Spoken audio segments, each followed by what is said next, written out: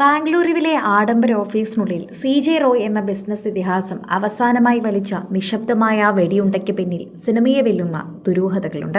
IT റെയ്ഡിനിടെ ഉദ്യോഗസ്ഥർ പുറത്തു നിൽക്കെ ഒരു ശബ്ദം പോലും പുറത്തു വരാതെ റോയ് എങ്ങനെ മരണത്തിന് കീഴടങ്ങി? ഈ ഒരു ചോദ്യത്തിന് ഇപ്പോൾ ഉത്തരം ലഭിച്ചിരിക്കുകയാണെന്ന് പറയാം. ബെൽജിയത്തിൽ നിന്നുള്ള അത്യാധുനിക ആയുധവും മരണത്തിന് തൊട്ടു മുൻപുള്ള സൈക്യാട്രിസ്റ്റ് സന്ദേശനവും അതുപോലെ തന്നെ വിരൽ ചൂണ്ടുന്നത് ആത്മഹത്യ എന്ന സൂചനയിലേക്ക് തന്നെയാണ് എന്ന് നമുക്ക് ഉറപ്പിച്ചു പറയാൻ സാധിക്കും. ഓരോ തവണയും CJ റോയിനെ കുറിച്ചുള്ള വാർത്തകൾ കേൾക്കുമ്പോൾ അദ്ദേഹം അങ്ങനെ ആത്മഹത്യ ചെയ്യില്ല എന്ന് വിശ്വസിക്കുന്നവരാണ് ഭൂരിഭാഗം പേരും. എന്റെ ജീവിതം ഒരു ആഘോഷമാണ്, എന്റെ ജീവിതം ഒരു എന്റർടൈനർ ആണ്, ഇത്തരത്തിൽ വീഡിയോകളിൽ വന്ന് പറഞ്ഞിരുന്നൊരു മനുഷ്യൻ. അദ്ദേഹത്തിന് മരണം സംഭവിക്കുകയാണെങ്കിൽ വളരെയധികം സന്തോഷത്തോടെ രണ്ട് കൈയും നീട്ടി സ്വീകരിക്കുമെന്ന് പറഞ്ഞ മനുഷ്യൻ മരണത്തിലേക്ക് എടുത്തു ചാടുമോ എന്നതായിരുന്നു എല്ലാവരുടെയും ചോദ്യം. ഒരു നിമിഷത്തെ ചിന്ത, അത് പാളിപ്പോയാൽ മനുഷ്യന്റെ മനസ്സാണ് അത് എന്തിലേക്കും വീഴുമെന്നുള്ളതിന് വളരെയധികം തന്നെ ഉദാഹരണമാണ് ഇദ്ദേഹത്തിന്റെ ജീവിതം. റോയിയുടെ മരണത്തിൽ ഏറ്റവും വലിയ ദുരൂഹത അദ്ദേഹം ഉപയോഗിച്ച തോക്ക് തന്നെയായിരുന്നു. റെയ്ഡ് നടക്കുന്ന സമയത്ത് തൊട്ടടുത്ത മുറിയിൽ ഉദ്യോഗസ്ഥരും ജീവനക്കാരും ഉണ്ടായിട്ടും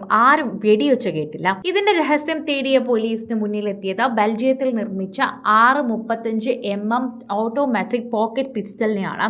അത്യാധുനിക ഈ തോക്കിന്റെ പ്രത്യേകത അതിന്റെ സൗണ്ട് ഡാംപനിങ് ശേഷിയാണ്. സാധാരണ തോക്കുകളെ അപേക്ഷിച്ച് വളരെ കുറച്ച് ശബ്ദം മാത്രം പുറപ്പെടുവിക്കുന്ന ഈ കുഞ്ഞൻ പിസ്റ്റൽ ഉപയോഗിച്ചതിനാലാണ് വെടിയേറ്റിട്ടും ഏകദേശം 12 മിനിറ്റോളം പുറത്തുള്ളവർ വിവരം അറിയുന്നത്.